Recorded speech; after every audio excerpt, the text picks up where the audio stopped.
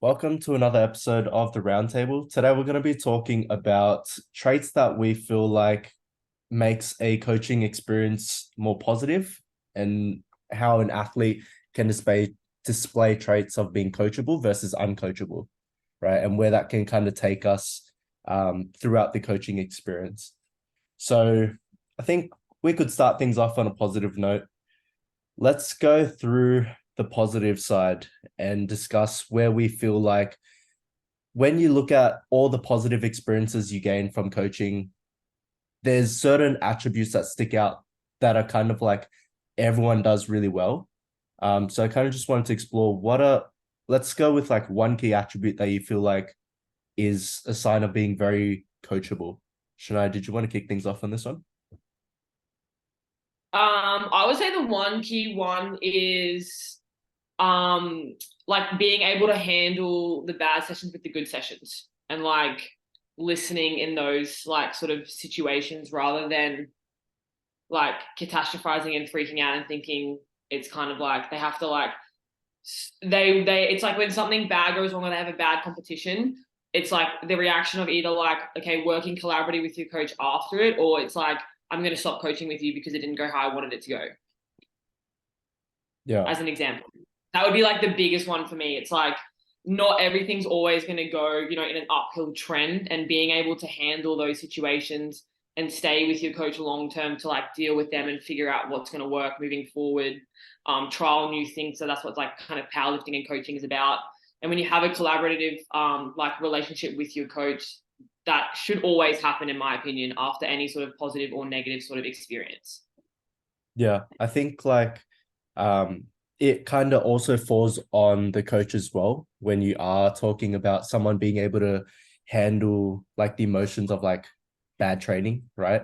So if someone can come to expect bad training, then you guys can kind of like communicate through that, and it doesn't mean like coaching's just not for me kind of thing, right? Which is kind Yep. of what you're pointing to. Um, I think for me, like adding towards that is like being able to find something or a mode of communication that works for you. So if you don't understand, for example, like written feedback, right?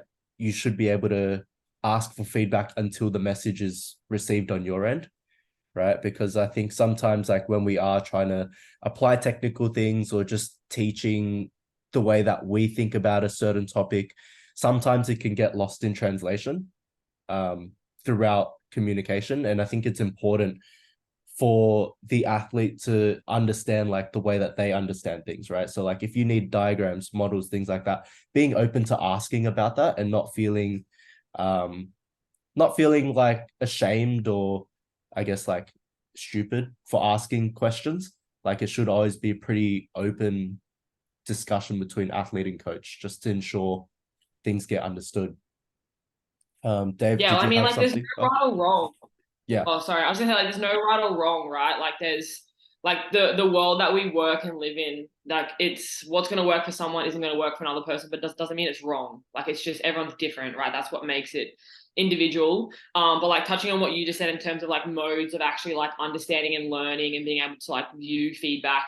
Like just recently, I've had like two or three clients who like have communicated that they love either the voice messages and then like being able to view videos or pictures or like things that like I'm sending them. So it's like just that small communication to me has been like sweet. Like, because I'm going to take the feedback now moving forward. Like, I'm just going to send you voice messages so you can hear me explaining it. And then I'm going to like send videos or photos so you can visually see what I'm trying to explain.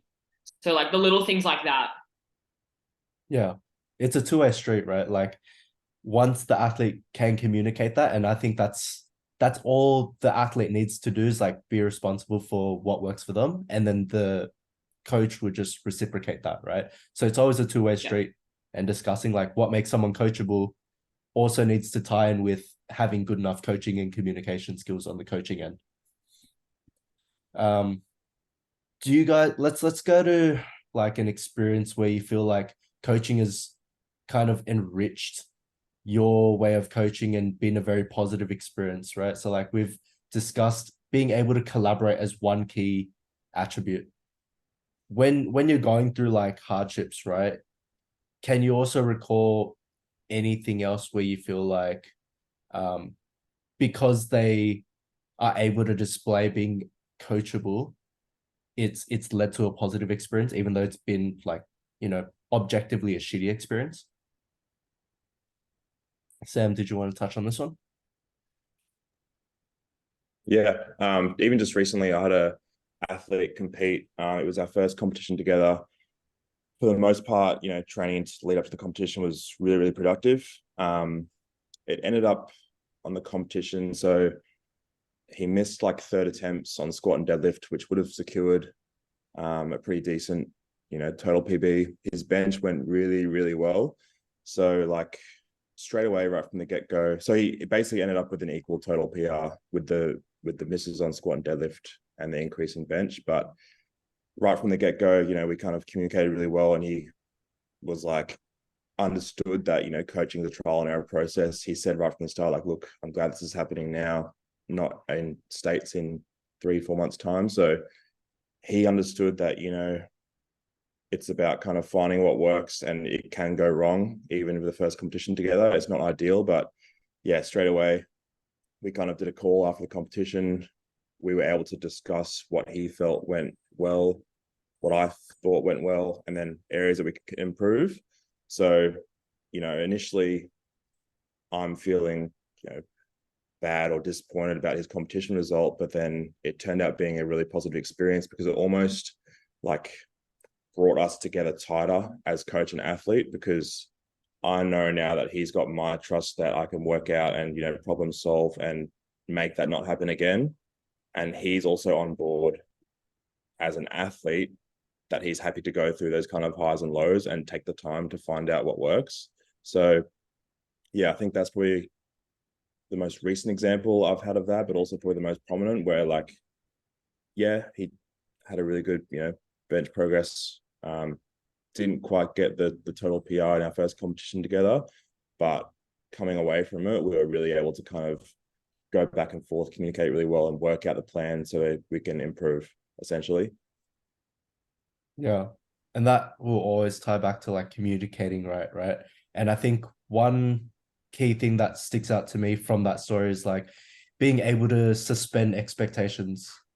Because like everyone expects to want to be able to perform well, and you're thinking on like the one good side of the coin for your meet prep, where like, you're going to hit a total PR, you're going to hit all these amazing numbers that you set for yourself initially. But like the end of the day is like, sometimes that's just not going to happen, and you might end up having a bad prep. And being able to be okay with that rather than just throwing in the towel and I guess like catastrophizing as well, like Shania said. But overall, like the fact that he's gone through that now and he's built your trust, and well, he's given you his trust and you've worked through it. Like now you guys are going to be able to essentially have a better prep in the future, and you're not going to be afraid to essentially like push him when he needs to push and prescribe certain things. Right. For sure. And even like there was a few things that kind of went wrong, I guess you could say. Like it was execution on third attempts, but then it was also like programming decisions on more of a macro scale from my end too, right? So like we were able to, admit those mistakes, whereas I said, I can do this better with your programming. And then he also said that he can do this better with his like execution at top end. So I think in that sense, yeah, we really came together well, where we both kind of admitted where we can improve. And then, yeah, that's just going to strengthen the relationship even further. Yeah. Yeah, I think like I'll just like jump in, but sorry, Dave. I was gonna say like I feel like that's a big part of like what we're talking about now, where it's like even if things don't go the way either coach athlete want them to, it's like just accepting responsibility rather than passing blame from like either parties. Like it doesn't like there never needs to be like a pass of blame, because being able to like, as Sam just said, like accept that like, or admit that there are like certain things that went wrong from like, not went wrong, but like things that you could have made better. Like you're not going to be able to know that or have that answer or know where things could have been better until it happens, right? Like until you like learn from that. So it's like being able to just like admit and accept it rather than, you know, I guess like either as a coach feeling like you should have said something however many months ago and then you don't, and then it's like something does go wrong and then, a mini sort of pass the blame sort of situation. It's just like acknowledge it, accept it, and then sort of like make a plan to like be better and move on, right? Yeah. You had a post the other day, Shana, about like everything else that goes outside of hard training and covering your variables. And I think that essentially like has inspired me to kind of think about this, right? Because as an athlete, at the end of the day, you're the one that is in charge of everything that you're doing, right? The hard training that you're doing, following the program, managing all those external variables. And at the end of the day, most of the responsibility or the end result is going to fall on the athlete anyways, because you could have the whole plan, you could have a nutritionist that's giving you the plan as well, like you've got a sleep schedule, everything like that, but if you're not executing it as an athlete, that's where the result's always going to fall short. And I think it's having that understanding at the end of the day, like this, like by me hiring this coach, it's not going to make me better unless I follow the plan and execute. So I think that needs to be cornerstone into being coachable.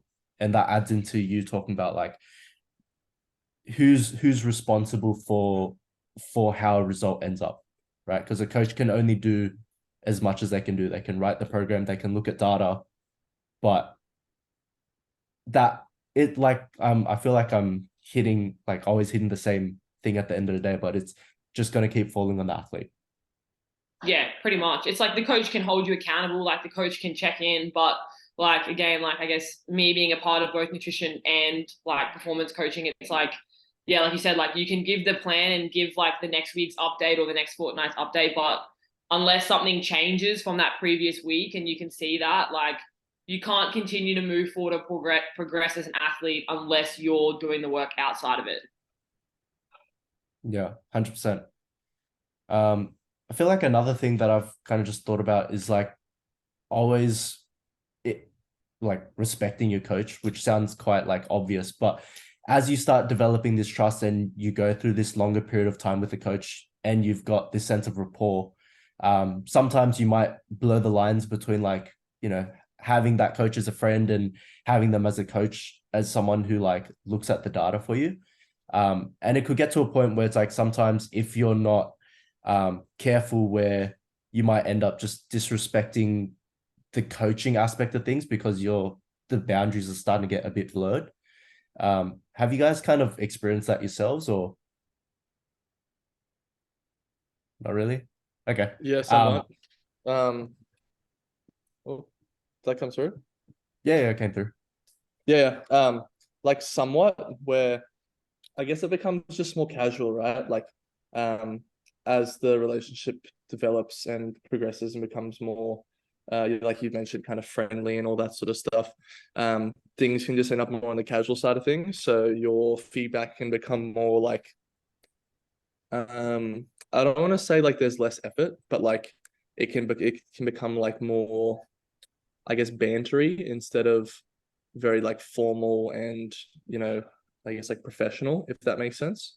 So I feel like there's something there as well from not only respecting your coach, but then also recognizing that your athlete is paying you for a service and paying you to be a coach, and you have to act accordingly as well. Even if you are really friendly and all that sort of stuff, like there's a time and place for that. And you can't let your sort of friendship get in the way of you doing the job that they're paying you for. Yeah. And I think that's kind of like a course correction that you need to take. Like, obviously, being coachable isn't just about like being able to handle a bad meet, right? It's like how you can keep sustaining this positive relationship you have going. Because I think if you err on the side of like being too friendly and too bantery, like, and they don't see you as someone who can offer like that kind of feedback, that respect can kind of just drop, and then feedback won't be like understood as much. Programming decisions just aren't following through. So it's important to also balance out like, hey, at the end of the day, this is still a working relationship first, so that we can keep continuing this positive trajectory, right? Because not me personally, but I feel like I've seen some instances where it's like get to a point where you're like both parties are comfortable, and therefore like you can just program. I guess like you could plan and train a bit less casual because you kind of have this trust now. But then things start getting pushed to the extreme, like overshooting, undershooting, not being held accountable on the coaching end. And also the athlete is also not understanding where they're starting to mess up, because it could get to a point, it's like, then you need to start having hard conversations again. And once you've kind of crossed this boundary where it's like, you kind of are like friends and bantering now, it's kind of difficult to pull back. So it's always being able to be in a space where you can be able to have hard conversations pretty much at any time and not being afraid to address things. Yeah, definitely. Yeah. I think like to add a layer as well, like it can also include like whether you like just have like only like or like purely online coaching, or like you online coach someone and then you also see them in the same gym. So it's like being able to manage like, you know, I guess here at Perf, like if you work with like people online, like, you know, Sam's got a few, Dave, you probably have a few, but then like you see them in the gym and like you're either training together. It's like being able to manage both hats. And I think it's like, again, comes down to like responsibility from both parties of like knowing that like, okay, your coach isn't working right now. So like maybe let's like not go up to them and like ask them or like to have a look at like your squat or your deadlift or your bench that you've just done. You know what I mean? Like just treating that environment as friends. And then it's like you obviously have like the online coaching platform, which is like, as David said, the service you're paying for, and like that's where you're going to like, you know, receive your feedback, and that's where like the conversation about training will happen. Whereas like in the moment, it's like you guys are just friends or like two athletes that are training in the same sort of space, I guess. Yeah. Let's go with now the other side of the coin, right? Like where traits can kind of get a bit more uncoachable, and I think it's just going to end up being the opposite, right? Like things that we touched on, like disrespecting boundaries, not communicating properly. But I think when we unpack it a little, I think it always starts a little bit small with like building distrust, and that's where things can go wrong in like the coaching experience. Have you guys kind of experienced something recently where it's like, where you've noticed it's almost like a red flag until you notice it at the end? And like, it might be a bit of a touchy subject, but I think if we unpack it correctly, there should be no misunderstandings. I think like probably the most basic one, again, it is the opposite, because what I was going to say before about being coachable is like ability to take on feedback straight away. It's like when you first start with an athlete, if you're providing them technical feedback on a lift, and then the next video they send the week after of their squat, they're working to improve it, it's like, okay, sweet, like we're on the right path here right from the get-go.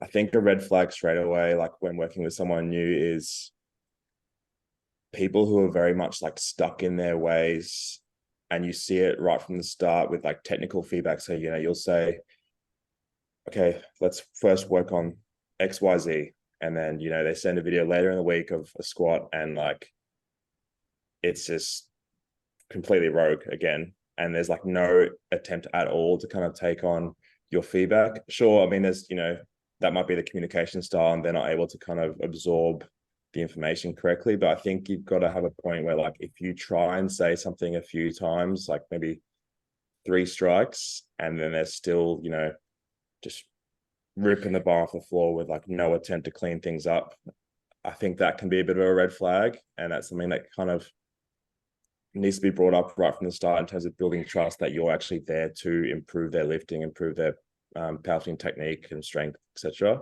So that's probably like a basic one. You know, you typically see right from the start working with people, like whether or not they're able to take on technical feedback and apply it to their own lifting and be autonomous in that sense, I think. Yeah, I think that's like, it's not necessarily a bad thing in the sense that like, if they've been lifting for so long and it's like a hard pattern for them to break, it's like, yeah, fair enough. You need to give it time, but it's more so identifying when there's no attempt to actually try and take on that feedback.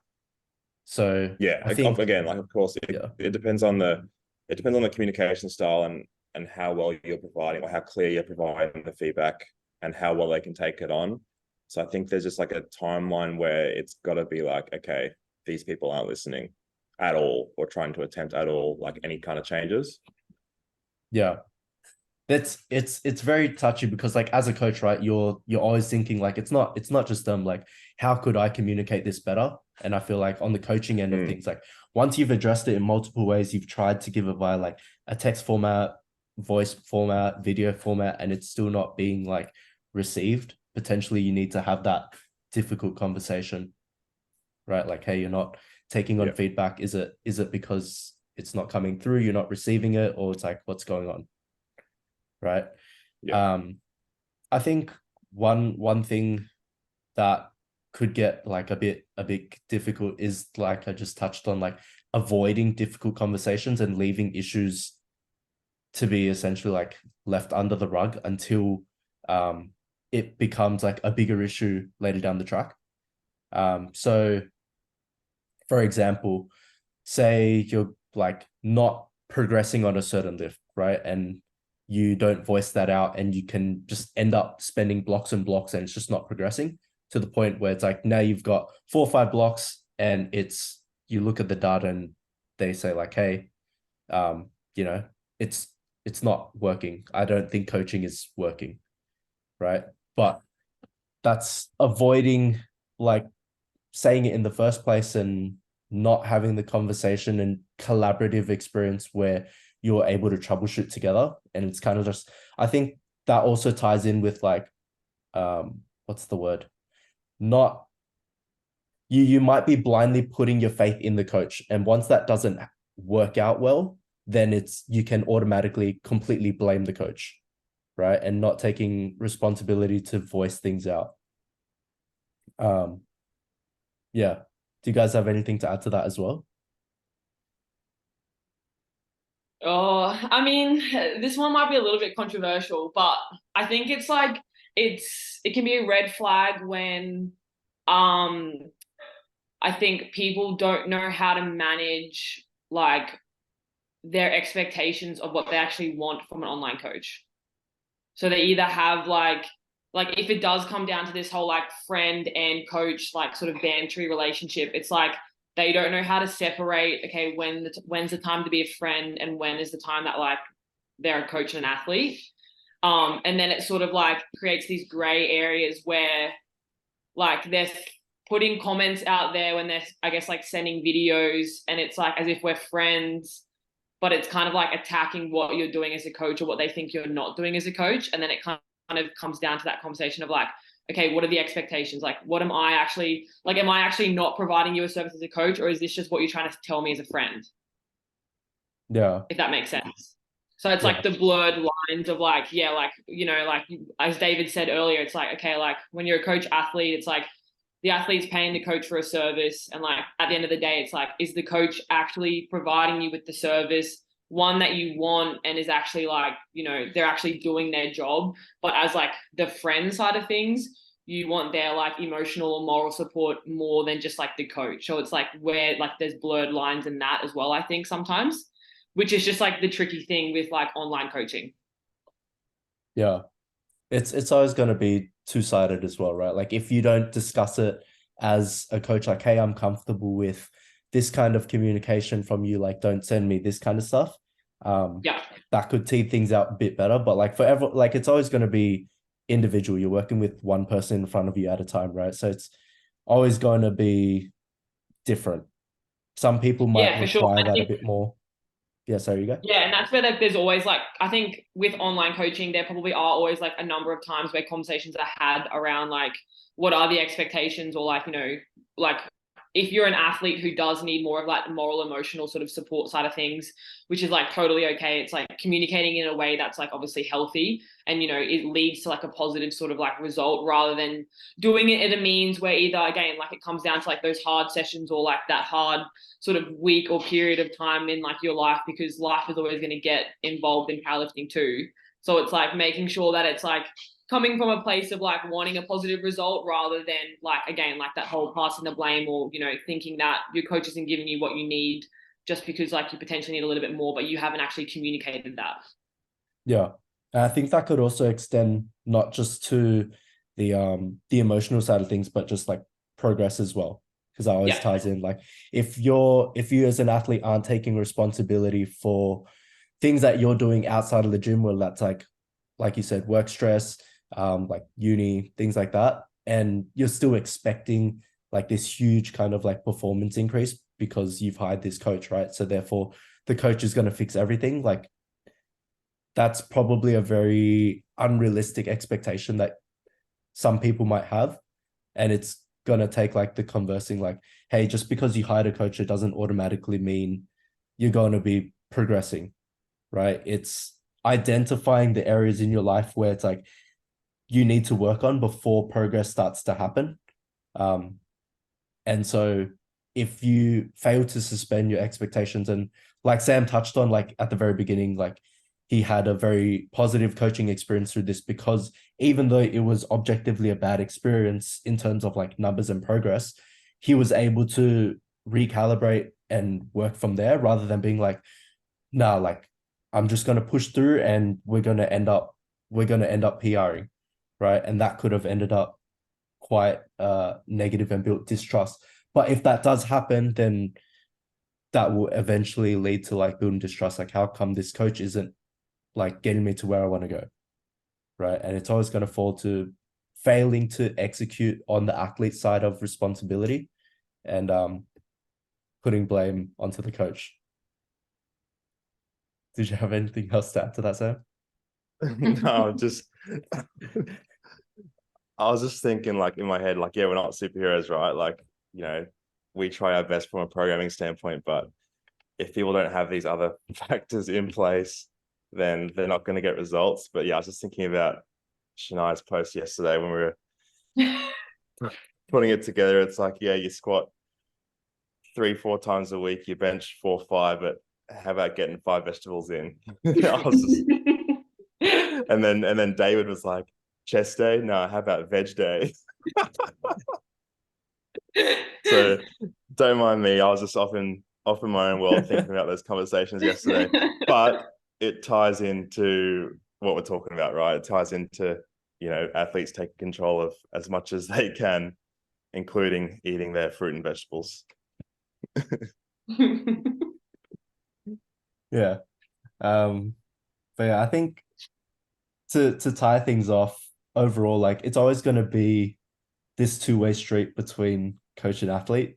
It's up to us as coaches to identify where the athlete can potentially improve their weaknesses. And that's not just to like in the gym, but outside of the gym as well, which ties very well to Shania's post.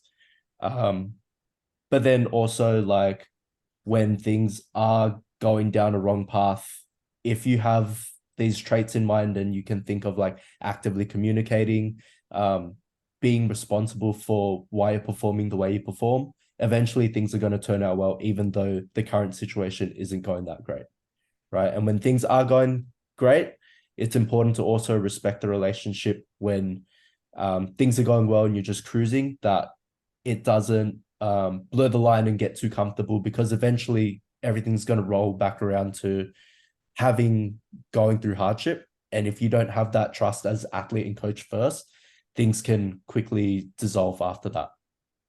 But yeah, I think that was a good conversation, a very difficult conversation to have.